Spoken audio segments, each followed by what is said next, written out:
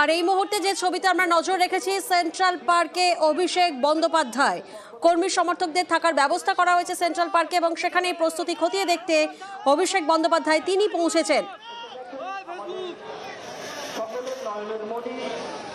অভিষেক বন্দ্যোপাধ্যায় কর্মী সমর্থকদের থাকার ব্যবস্থা যেখানে করা হয়েছে অর্থাৎ সেন্ট্রাল পার্ক, সেখানে পৌঁছে গেছেন ইতিমধ্যেই। প্রতিনিধি অনুপ এই মুহূর্তে আমাদের সঙ্গে রয়েছেন। অনুপ, আমরা দেখেছিলাম যে একটু আগেই গীতাঞ্জলি স্টেডিয়ামের সেখানে অভিষেক বন্দ্যোপাধ্যায় তিনি যান এবং প্রস্তুতি খতিয়ে দেখেন, আর এই মুহূর্তে তিনি এসে পৌঁছেছেন সেন্ট্রাল পার্কে। রাত 21 জুলাই তার আগে অভিষেক বন্দ্যোপাধ্যায় তিনি গীতাঞ্জলি স্টেডিয়াম থেকে সরাসরি একেবারে বিধাননগর সেন্ট্রাল পার্কের মাঠ, সেই মাঠে কিন্তু এসে পৌঁছলেন এবং সেখানে আসার পরবর্তী ক্ষেত্রে যারা উত্তরবঙ্গ থেকে যারা তৃণমূলের কর্মী বা নেতৃত্ব যারা এসছে তাদের সঙ্গে কিন্তু প্রথমে সাক্ষাৎ করে। তার পরবর্তী ক্ষেত্রে লক্ষ্য করা যায় যারা এখানে নেতৃত্ব এসছে তাদের সঙ্গে আলাদাভাবে কিন্তু কথা বলছে, কি কি তাদের ব্যবস্থা করা হয়েছে যাতে তাদের কোনো রকম সমস্যা না হয় এবং আগামীকাল কখন এখান থেকে তারা রওনা দেবে ধর্মতলার উদ্দেশ্যে 21 জুলাই রাত পরে 21 জুলাই। সেই কারণে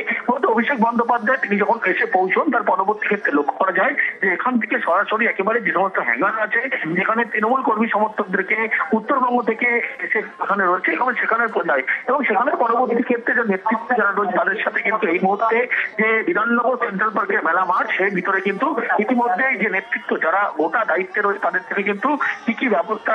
কর্মীদের জন্য করা হয়েছে, আগামীকাল কত বাস কিভাবে এখান থেকে ধর্মতলা উদ্দেশ্যে রওনা দেবে। একেবারেই অনুপ সেই ছবি এই মুহূর্তে আমরা দেখছি, একদিকে সেন্ট্রাল পার্ক, অন্যদিকে গীতাঞ্জলি স্টেডিয়াম, যেখানে শেষ মুহূর্তের প্রস্তুতি খতিয়ে দেখছেন অভিষেক বন্দ্যোপাধ্যায়।